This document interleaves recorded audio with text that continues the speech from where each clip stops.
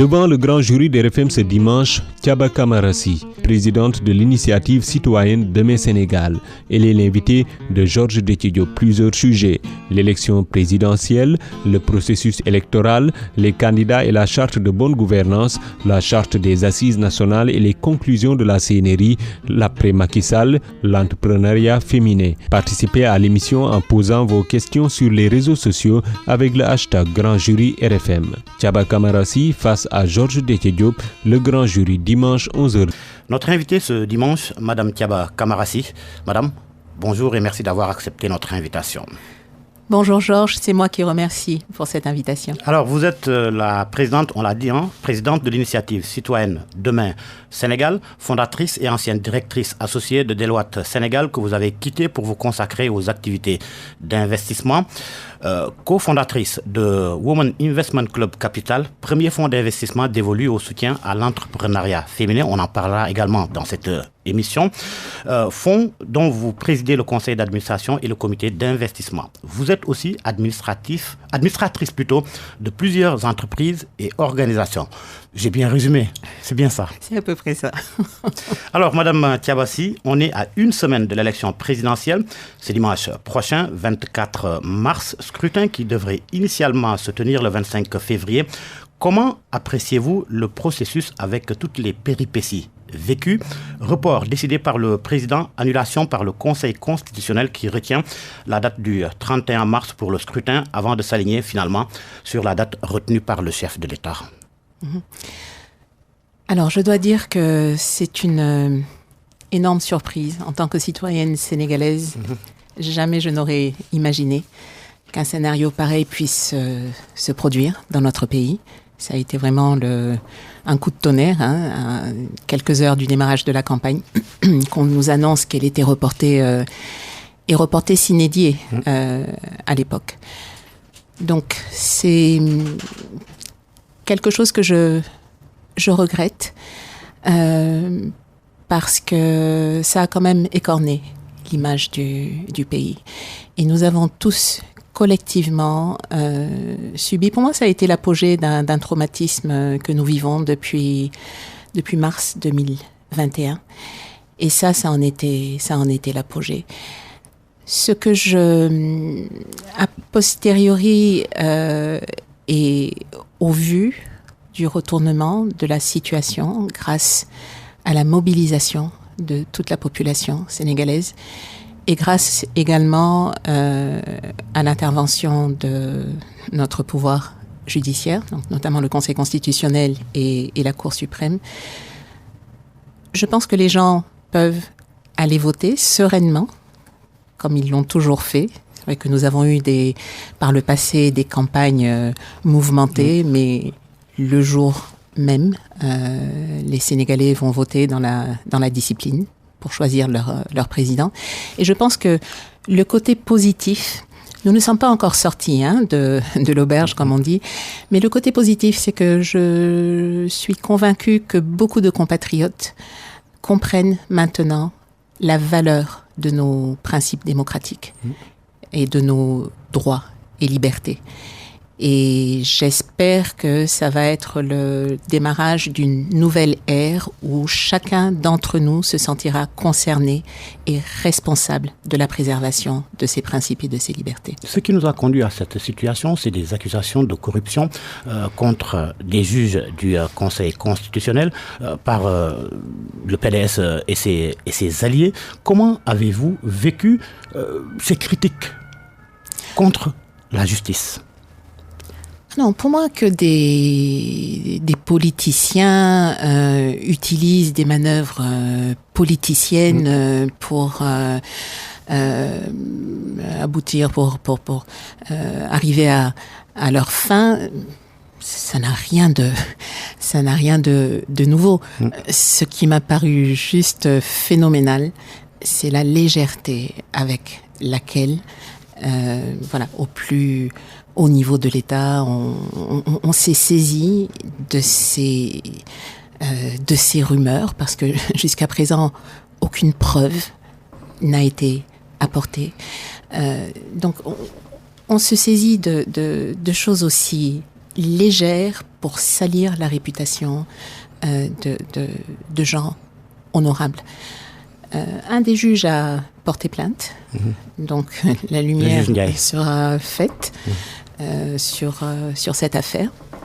Et voilà, si diffamation il y a, les auteurs seront sanctionnés. Mais ce qui était surprenant, ce n'est pas la tactique politicienne en soi, c'est l'utilisation qu'on a tenté d'en faire. Mais heureusement que cela a tourné court. Vous soupçonnez donc, comme certains, une connivence? Pour moi, c'est évident. C'est évident. Il fallait un prétexte. Encore une fois, à quelques heures du démarrage de la campagne, il fallait vraiment quelque chose de lourd. Mais bon, finalement, ça a fait pchit, comme on dit. Après que les deux institutions ont accordé leur violon, est-ce que le Sénégal, Madame Sy, a retrouvé son image de pays de démocratie? Oui, et j'avoue qu'aujourd'hui, je suis fière d'être sénégalaise. Et je profite vraiment de l'occasion pour d'abord saluer le peuple sénégalais.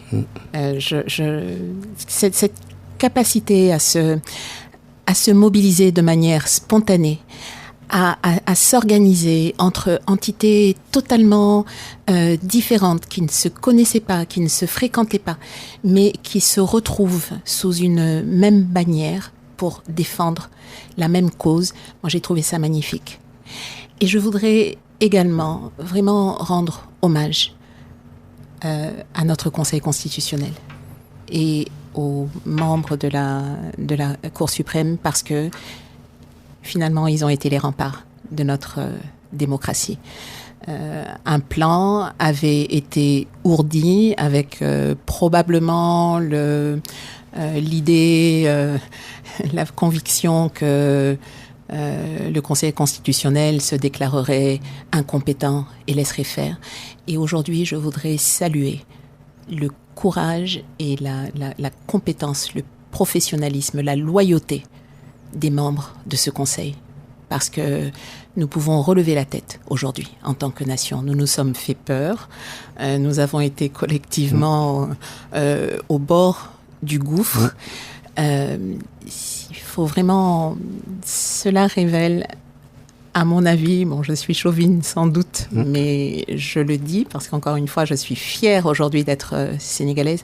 Cela révèle notre génie profond et la solidité de nos valeurs. Parce que c'est le socle qui fait que, jusqu'à présent, aujourd'hui, le Sénégal soit le modèle de démocratie qu'il est. Donc, oui, quelqu'un a cherché à nous pousser au fond du gouffre pour des intérêts strictement personnels et pour les intérêts de son clan. Le président Le président. Lui, dans tout cela, il se retrouve avec une image écornée. Notre pays n'ayant pas été épargné par la communauté internationale. Comme on dit, chacun récolte ce qu'il sème. Ça a été son choix. Il a malheureusement raté un rendez-vous important avec l'histoire. Et je trouve cela dommage pour lui. L'histoire, elle est en train de s'écrire. Et elle s'écrit de façon de plus en plus rapide et de plus en plus indélébile. Parce qu'avec Internet et avec la capacité actuelle de collecter l'information et de la préserver, il est difficile de réécrire certaines choses et d'orienter la mémoire. Donc, il a posé des actes qui ne l'honorent pas et qui auraient pu déshonorer la nation. Je suis heureuse qu'au final, le peuple sénégalais s'en sorte la tête haute. Bon, après, chacun est responsable des actes qu'il pose. À côté de lui, le PDS et ses alliés qui, malgré tout, ont déposé un recours à la Cour suprême pour annulation du dernier décret convoquant le corps électoral. Recours pour excès de pouvoir jugé irrecevable par l'institution judiciaire. Qu'est-ce qu'une reprise du processus coûterait à notre pays ? Coûterait, vous voulez dire en termes de... En termes de coûts financiers, en termes de coûts financiers, en termes d'image également. Pour l'image, encore une fois, je pense que le Sénégal ressort grandi. Le PDS joue sa survie.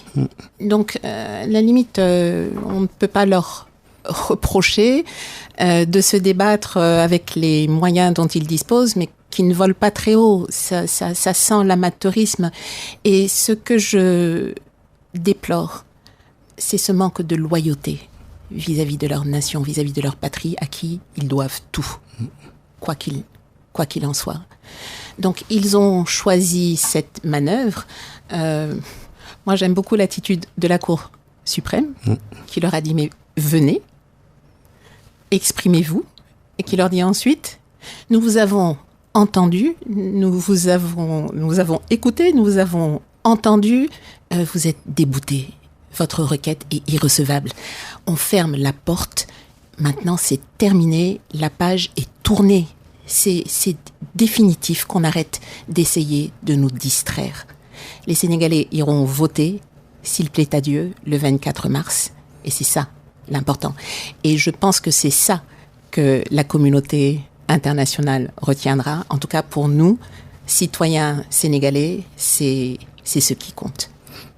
Les candidats, par la suite, sont en campagne. Bassirou Diomaye et Ousmane Sonko ont retrouvé le terrain, les deux libérés à la faveur de la loi d'amnistie adoptée par l'Assemblée nationale et promulguée par le chef de l'État.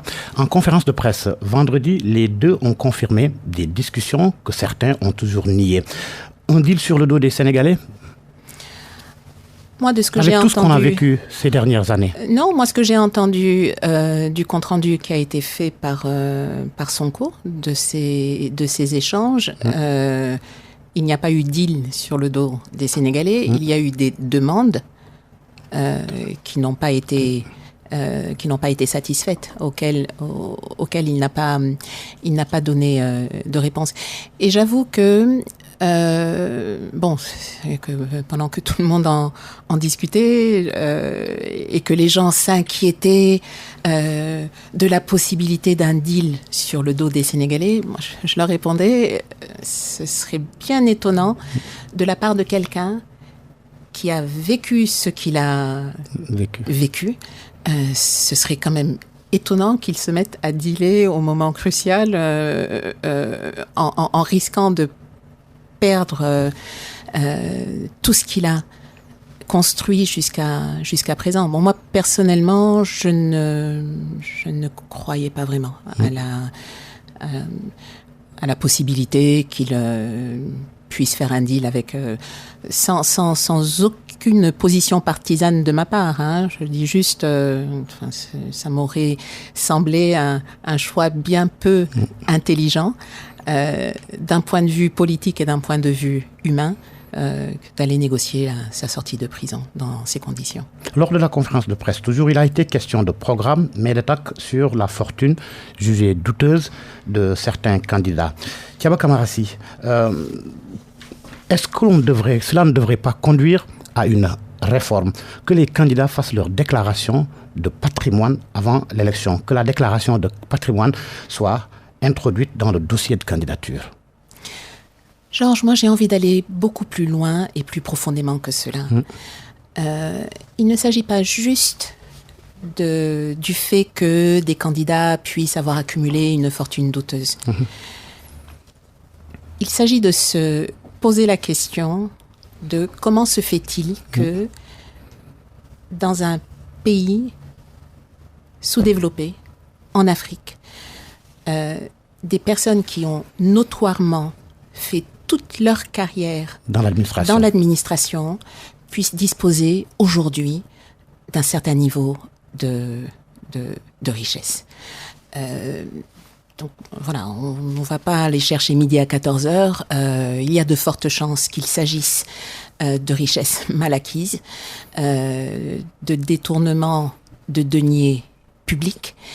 Et la question à se poser, c'est comment renforcer la protection de notre patrimoine commun contre la prédation de personnes qui, de par leur position, y ont accès. Pour moi, c'est ça la question. Oui, donc effectivement, on pourra mettre des dispositions relatives aux déclarations de patrimoine par les candidats, au moment où ils s'inscrivent comme candidats plutôt que d'attendre le moment où ils sont élus. Mais le mal est beaucoup plus profond et beaucoup plus répandu que cela. Qu'est-ce qui nous y a conduit ? À mon avis, un laxisme, un relâchement dans les règles de contrôle sur les deniers publics.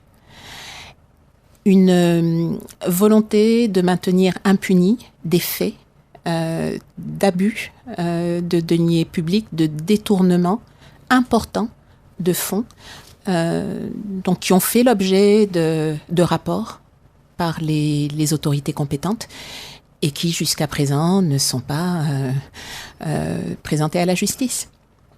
Donc, c'est un état d'esprit qui, à mon avis, prévaut depuis une vingtaine d'années et qui amène le pays dans une situation qui est devenue inacceptable et qu'il va falloir réformer. Vous voulez dire qu'on n'a pas une administration qui est adaptée à nos réalités ? Il va falloir songer à changer l'administration. Moi, j'estime que l'administration a des comportements qu'elle a hérités de l'administration coloniale. Que le colon ait comme finalité d'extorquer la population qu'il opprime, qu'il domine, pour le bénéfice de sa métropole.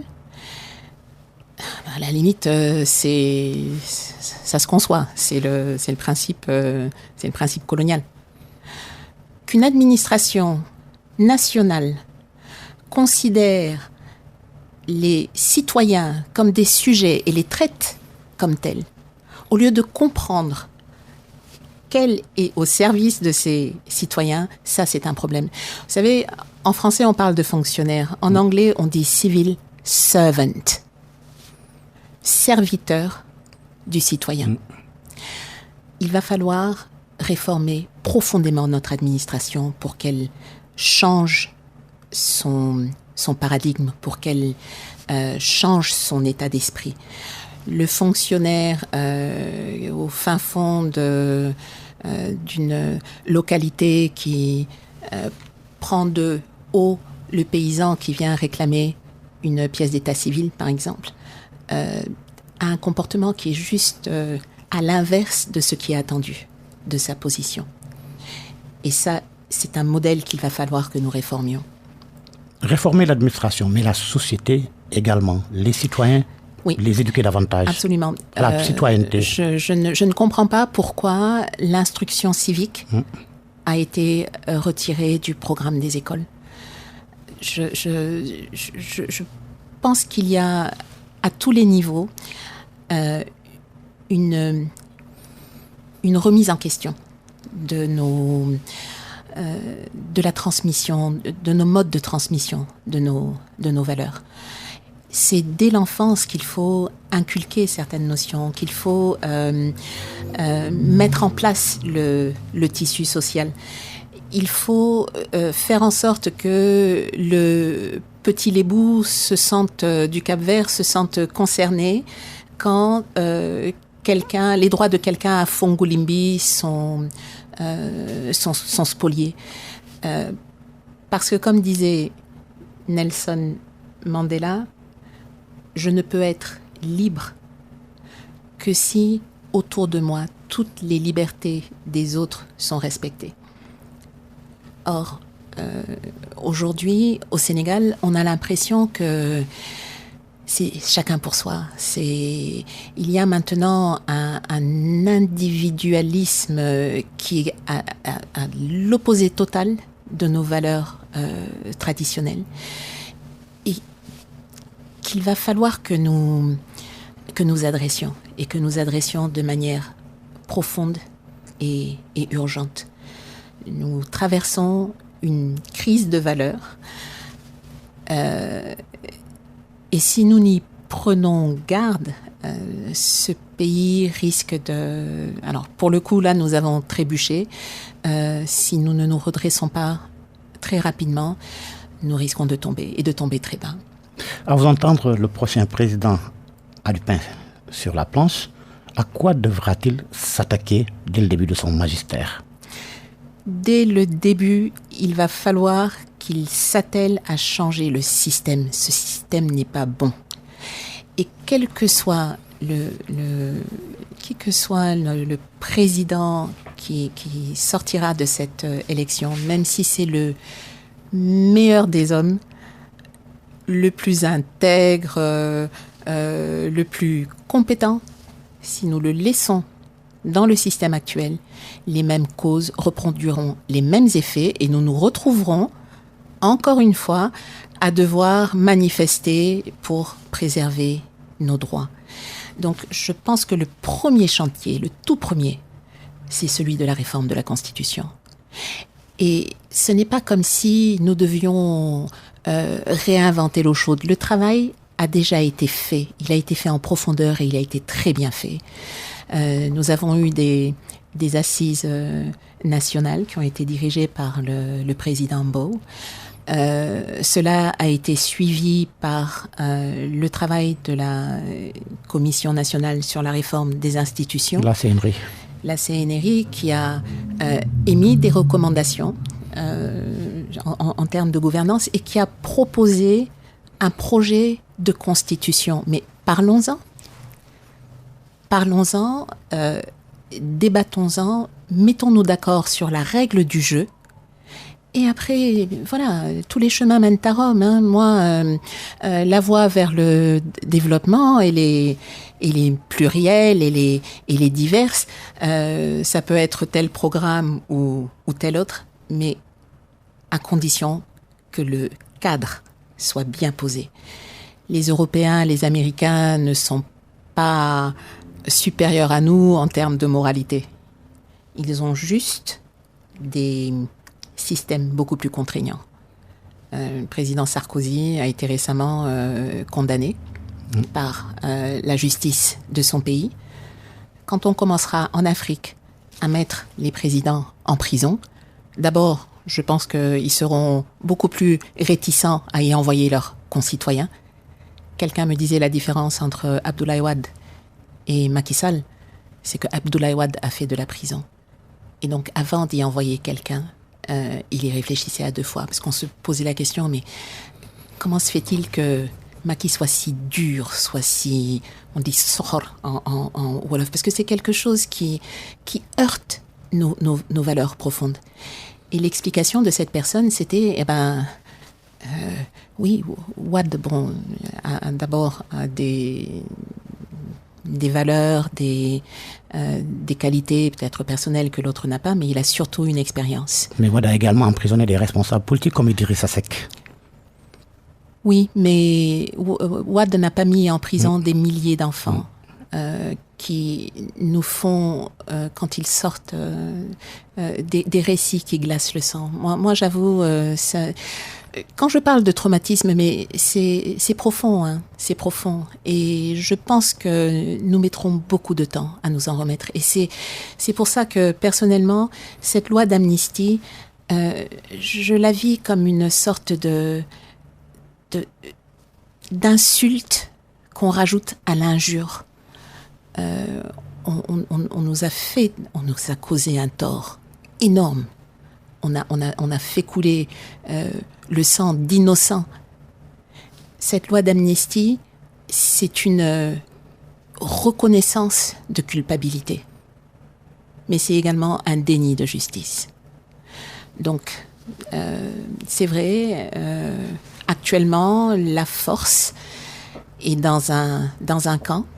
Nous verrons ce que l'avenir nous réserve.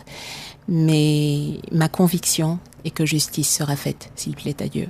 Vous plaidez donc pour vous voulez une abrogation de la loi d'amnistie dès l'arrivée du prochain président? Je le souhaite parce que c'est une loi scélérate, c'est une loi qui ne nous honore pas.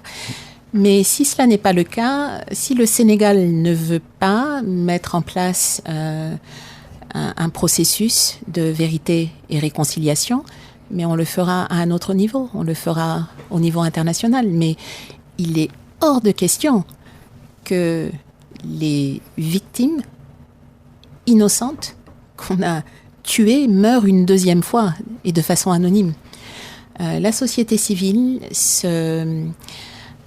s'engagera dans un processus de mémoire. Nous ferons, s'il plaît à Dieu, les démarches de mémoire pour que les noms de chacune de ces victimes restent à jamais dans l'histoire et qu'on puisse leur rendre hommage, qu'elles ne soient pas parties pour rien. À vous entendre tout à l'heure, vous semblez être pour une reddition des comptes de la part des actuels dirigeants, mais pas à une chasse aux sorcières.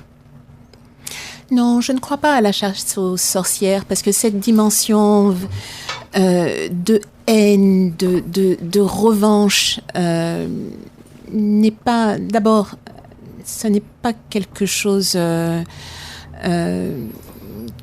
nous jugeons de manière positive dans notre culture. Nous n'aimons pas cela. Et puis, ce n'est pas une question de haine personnelle. La haine est détestable. Mais en revanche, la vérité, la justice avant le pardon, ça me paraît fondamental. Moi, je ne peux pas pardonner à quelqu'un qui ne m'a pas demandé pardon. Je ne le peux pas. Je ne le dois pas.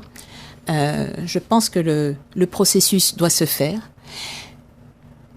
en hommage à ceux qui sont partis et pour que plus jamais de telles choses se reproduisent chez nous.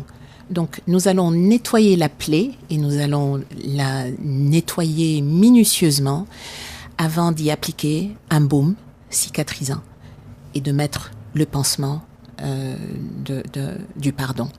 Mais il est hors de question de juste poser un sparadrap sur une gangrène. Non, ça n'est pas acceptable et je ne pense pas que ça irait dans l'intérêt d'une croissance saine de ce pays. Vous suivrez le grand jury qui reçoit ce dimanche Thiaba Camara-Sy, présidente de l'initiative citoyenne Demain Sénégal, si je ne m'abuse, lancée officiellement en décembre 2022. En décembre, oui, plutôt fin. L'idée est née fin 2021. Fin 2021. En réponse aux événements de mars 2021, parce que autant certains pensaient que les jeunes étaient sortis dans la rue juste pour soutenir Sonko, autant moi-même et d'autres Sénégalais qui sommes ici et dans la diaspora avions la conviction que les violences étaient également l'externalisation d'une profonde angoisse, d'un sentiment d'injustice, et puis de la constatation d'un horizon complètement bouché. Comme je dis souvent, nous sommes malheureusement dans un pays où, contrairement à des nations où les jeunes disent qu'ils sont prêts à mourir pour sauver leur patrie, ici nous avons des jeunes qui sont prêts à mourir pour se sauver de ce qu'ils ne considèrent même plus comme une patrie. Et ce qui a tout de suite suivi, ça a été le sentiment que nous, les aînés, nous avions failli dans notre mission de protection, de transmission, d'éducation, et puis de garantie d'un avenir qui puisse être acceptable pour ces jeunes. Et nous nous sommes dit, plutôt que de nous lamenter ou d'essayer de comprendre ou d'expliquer comment nous en sommes arrivés là, faisons un état des lieux et puis explorons les moyens d'arriver à un Sénégal rêvé. Quel est le Sénégal idéal que nous voulons collectivement et comment est-ce que nous pouvons mettre en place les stratégies pour en faire une réalité.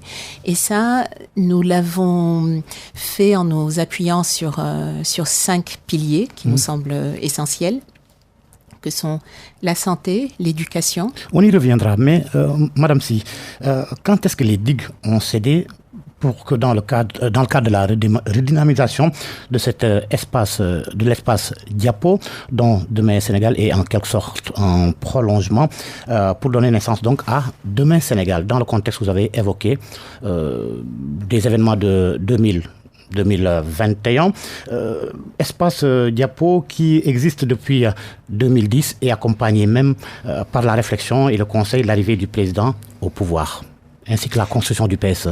Oui, alors... même si les deux associations sont différentes, mais on retrouve pratiquement... différentes, oui. J'ai par exemple eu l'occasion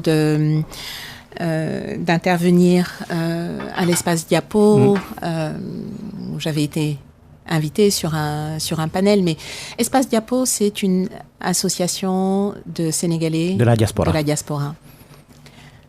Demain Sénégal inclut certains des membres de l'espace Diapo, pas tous, et ça n'est pas une...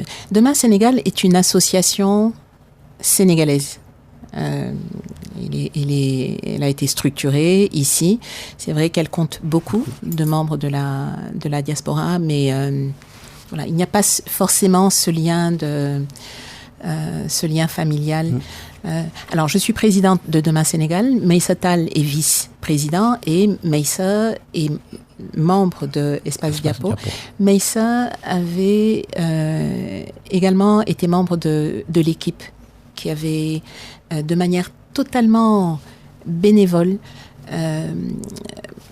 apporté sa contribution, son savoir-faire, sa compétence pour la structuration du plan Sénégal émergent. Mais ça n'a... Voilà, c'était des jeunes Sénégalais qui se sont spontanément mis ensemble pour soutenir le président élu de l'époque, qui était Macky Sall, lui apporter un soutien pour l'aider à réussir sa mission. Et dès qu'ils ont terminé, chacun est retourné à ses occupations antérieures. Donc il n'y a pas de lien, ce n'est pas une continuation. Alors en 2023, vous aviez eu l'initiative de porter une étude sur toute l'étendue du territoire et au sein de la diaspora. Étude donc portée par Demain Sénégal et ayant recueilli plus de 1100 réponses citoyennes. Que dit cette étude ? Alors cette étude a effectivement été menée au Sénégal et à l'étranger auprès de citoyens sénégalais. Ce que dit l'étude, c'est que globalement, les Sénégalais sont insatisfaits, mais très engagés. Nous avons reçu plus de 2500 propositions de solutions endogènes. Et donc je disais des Sénégalais insatisfaits parce que 73% des personnes qui ont répondu à l'étude, donc sur les 5 piliers que j'avais commencé à citer, parce que nous n'avons pas santé, éducation, bonne gouvernance, état de droit, emploi et entrepreneuriat, et habitat et cadre de vie. Donc sur ces 5 piliers-là, 73% de Sénégalais insatisfaits. Mais pas résignés. Nous avons donc reçu beaucoup d'idées. Plus de 2500 propositions de solutions endogènes, c'est-à-dire par des Sénégalais pour le Sénégal. Et nous avons également mené des débats citoyens sur les 5 thèmes que j'ai évoqués. Ces débats étaient menés et animés par des experts, chaque fois, de la thématique en question. Et beaucoup des solutions proposées par les citoyens lambda ont été validés par ces experts. Donc vraiment un dynamisme net des citoyens sénégalais. Maintenant, ce qu'il faudrait, c'est qu'ils soient beaucoup plus fermes et affirmatifs dans l'expression de dans l'articulation et l'expression de leurs demandes citoyennes auprès de leurs gouvernants. C'est presque un programme présidentiel, hein? Mais le programme présidentiel doit répondre exactement à ce que veulent les citoyens. Le programme présidentiel doit être une écoute du citoyen et des solutions adaptées aux attentes et aux besoins des citoyens. Allez-vous soumettre cela à l'appréciation des candidats à cette élection présidentielle? Il ne reste que quelques jours. Hein. Non, ça a été fait. Ça a été fait dès que donc, l'étude a été publiée en janvier. Et nous en avons partagé les résultats avec tous les candidats à la présidentielle. Donc j'espère. Et l'idée était que chacun d'entre eux puisse clarifier devant le peuple sénégalais la manière dont ils allaient répondre justement à cette demande citoyenne. Mais malheureusement, voilà, du fait des événements dont nous avons parlé, du chamboulement de la campagne et du coup des délais très très serrés des candidats, cela n'a pas pu s'organiser de manière sereine. Mais nous invitons fortement les candidats à tenir compte de la demande des citoyens dans l'élaboration et la mise en œuvre. C'est la demande que nous avons à celui qui deviendra président de la République, donc de s'assurer qu'il répond à la demande citoyenne, plutôt que de mettre un programme qu'il aura concocté avec ses consultants dans son salon. Où va demain Sénégal? Quel sera son positionnement? Mouvement citoyen, organisation de la société civile, organisation de développement ou bien think tank? Nous sommes une organisation citoyenne. Notre mission est de veiller à ce que la demande citoyenne soit recueillie, entendue, et que les réponses adéquates y soient apportées, et faire en sorte que le citoyen reprenne la place qui lui est due, c'est-à-dire que le citoyen soit au centre de la préoccupation politique et des débats politiques. Il faudrait que les débats publics soient axés sur les préoccupations citoyennes. On ne parle pas suffisamment des questions liées à la santé, à l'éducation.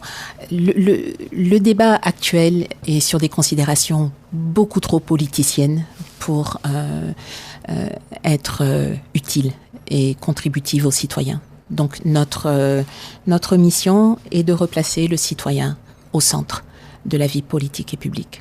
Vous portez, Demain Sénégal a beaucoup porté la charte de la bonne gouvernance, vous l'avez évoqué tout à l'heure, la charte des assises et les conclusions de la CNRI d'ailleurs.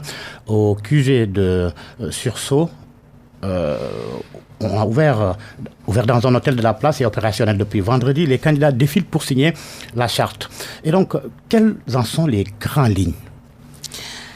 La charte reprend... Alors, il s'agit du pacte de bonne gouvernance démocratique que nous invitons les candidats à signer. Et ce pacte est inspiré de la charte de bonne gouvernance qui résulte des travaux des assises nationales et qui reprennent un certain nombre de principes dont le but est d'instaurer la bonne gouvernance dans notre pays. Qu'est-ce que ces deux chartes auraient évité à ce Sénégal de 2023 dans son cheminement institutionnel? Alors, si les conclusions des assises nationales avaient été prises en compte... Et qui ont été signées même par l'actuel président. Mais oui, et l'actuel président a passé la commande la Commission nationale de réforme des institutions, justement, pour donner des orientations et des conseils pour améliorer la gouvernance du pays. Et malheureusement, il n'a pas voulu tenir compte de ces recommandations. Considérer que le document n'était pas une Bible. Et je trouve que c'est dommage, parce que si tel avait été le cas, jamais nous n'aurions vécu les drames que nous avons subis dernièrement. Parce que la charte pose un cadre de bonne gouvernance et de modèle de démocratie participative qui est de nature à équilibrer les pouvoirs exorbitants actuels du président. Ce qui caractérise notre système actuel, c'est des pouvoirs extrêmement élevés. J'ai utilisé le terme exorbitant, accordés au chef de l'État, avec en face pratiquement aucune responsabilité. La seule raison pour laquelle on peut poursuivre le chef de l'État, c'est en cas de haute trahison. Mais le texte qui pose ce principe ne définit pas ce qui est constitutif de la haute trahison. Donc, c'est vraiment donner... Enfin, c'est le terme Wolof qui me vient à l'esprit. Enfin, l'image Wolof, denk sel bukin nek bulkalek. On ne peut pas donner de la viande à l'hyène et lui dire n'y touche pas. Donc, l'important, c'est vraiment le système. Et c'est ce pourquoi, effectivement, nous militons fortement. Nous appelons tous les candidats à adopter ce pacte de bonne gouvernance qui reprend donc les principes de la charte et à le faire solennellement devant le peuple sénégalais. Pour que demain, effectivement, nous ne sommes pas à l'abri d'un énième Justement, qu'est-ce qu'il faudra faire pour qu'il n'y ait pas revirement de ces candidats s'ils arrivent au pouvoir, comme on l'a vu avec l'actuel régime? Oui, je pense que ce qui s'est passé avec l'actuel régime, c'est que des travaux ont été faits et confiés au chef de l'État en toute bonne foi. Et ensuite, chacun s'est retiré. Et on a laissé retomber les choses et on l'a laissé faire ses propres choix. Je crois que là, il faudra que la société civile reste mobilisée et très ferme. Et comme on dit, marque le président à la culotte pour s'assurer que les promesses qu'il aura prises pendant sa campagne, d'accord, c'est bien entendu, nous sommes dans un modèle de démocratie représentative où les promesses électorales n'engagent que ceux qui y croient. Mais nous serons beaucoup plus tenaces, beaucoup plus proches, beaucoup plus persistants pour faire en sorte que les recommandations de la CNRI, que le travail immense qui a été fait lors des assises nationales et qui est toujours d'actualité ne soit pas lettre morte. Donc nous mettrons en place un observatoire et nous surveillerons pour empêcher les dérives dictatoriales que nous avons vécues. Pourquoi à Demain Sénégal et à Sursaut Sénégal n'envisageriez-vous pas un débat entre candidats si ça ne l'est déjà? Alors, ça a été envisagé, c'était prévu pour lundi 18. Donc, tous les candidats ont été invités, mais la plupart ont décliné. Donc, espérons, s'il y a un deuxième tour, espérons que notre invitation sera acceptée cette fois-ci. Mais je pense que ce serait dans l'intérêt de la démocratie et dans l'intérêt des électeurs et des candidats que cette conversation puisse se faire, parce que ça permettrait quand même d'éclairer grandement les électeurs sur le contenu, la personnalité, la vision des candidats, mais de manière ciblée, c'est-à-dire là, on leur poserait des questions sur des thèmes bien particuliers plutôt que juste de recevoir leur communication. Alors, je le disais au début de l'émission, vous êtes cofondatrice de Women Investment Club Capital, premier fonds d'investissement dévolu au soutien et à l'entrepreneuriat féminin. Quel regard portez-vous sur la situation de la femme au Sénégal ? C'est une situation qui devient de plus en plus inquiétante. J'ai l'impression que, comme pour beaucoup d'autres aspects, nous nous éloignons de nos valeurs traditionnelles. Moi, j'ai grandi dans un Sénégal où la femme était respectée. On voyait la mère, on voyait la sœur. Et les femmes, d'abord, le fait est que nous sommes une société traditionnellement matriarcale. C'est que nous avons la mémoire courte, mais c'est le colonisateur français qui nous a imposé les lois patriarcales. Du jour au lendemain, tout le système matriarcal est devenu illégal. Donc, il n'est plus appliqué d'un point de vue juridique, administratif, mais il est resté profondément ancré dans nos façons de faire, dans notre culture. Et ça, je le précise parce que souvent on nous dit oui, mais c'est lié à l'islam. Nous sommes islamisés depuis le XIIe siècle. Et l'islam a cohabité de manière parfaitement harmonieuse avec le matriarcat négro-africain jusqu'au moment de la colonisation. Et puis vient le code de la famille, des privilèges que les femmes avaient. Donc le code de la famille, c'est le début des années 60. Et des privilèges que les femmes avaient de temps immémoriaux ont été brutalement retirés. Et aujourd'hui, quand on s'inquiète de la démission des familles sénégalaises, du fait que les enfants ne sont plus éduqués, encadrés comme ils l'étaient avant, mais pour moi c'est clair. À partir du moment où la personne qui a le rôle traditionnel, social, de protection, d'éducation de l'enfant, à partir du moment où on lui dit « pousse-toi, ce n'est plus toi », le chef, c'est le père de famille, à qui on n'a pas donné le bagage nécessaire pour jouer ce même rôle.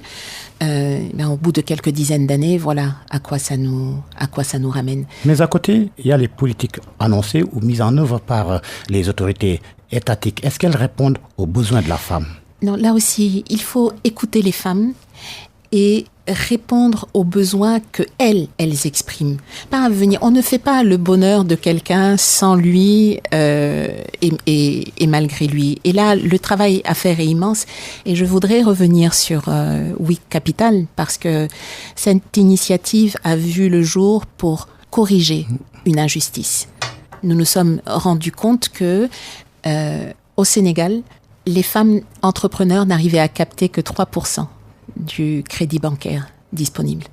Pas parce que il y a des lois ou quoi qui s'y opposent, mais parce que les normes sociales sont telles que, malgré l'évidence que les femmes remboursent mieux leurs emprunts et sont meilleures gestionnaires, elles n'avaient pas accès à ce capital. Donc c'est ce qui a expliqué cette initiative mise en place par des femmes, pour des femmes, pour les aider à accéder au capital, à l'assistance technique, etc. Je ne dévoile pas un secret pour terminer. Vous êtes fille de Ousmane Camara, ancien magistrat, juge africain, comme il se nomme dans ses mémoires, itinéraire d'un homme libre. Comment vit-il la situation du pays ? Oui, là, vous dévoilez Vous pouvez répondre, vous pouvez ne pas y répondre. Ah oui, non, bien. Alors, il y a bien sûr travaillé. Il a fait ce qu'il a pu pour guider les uns et les autres et ramener à la raison. C'est vrai que mon père fait partie de ceux qui ont bâti l'État. Il fait partie des premiers magistrat sénégalais, puisque il a été diplômé, donc il a fait ses études à l'école, je pense que c'est la haute école de magistrature en France. Quand il a été diplômé, on lui a proposé un poste de magistrat en France qu'il a refusé en disant « je veux prendre la nationalité sénégalaise ». On lui a alors proposé d'être expatrié au Sénégal, ce qu'il a refusé également en disant « je suis sénégalais au Sénégal ». Et son exemple a fortement guidé effectivement mes choix professionnels et sociaux et ceux de mes sœurs. Et voilà, toute sa vie, il l'a consacré au Sénégal et il continue de le faire. Merci. Merci Thiaba Kamarassi. Merci d'être venu au grand jury. Merci beaucoup, Georges, de m'avoir invité.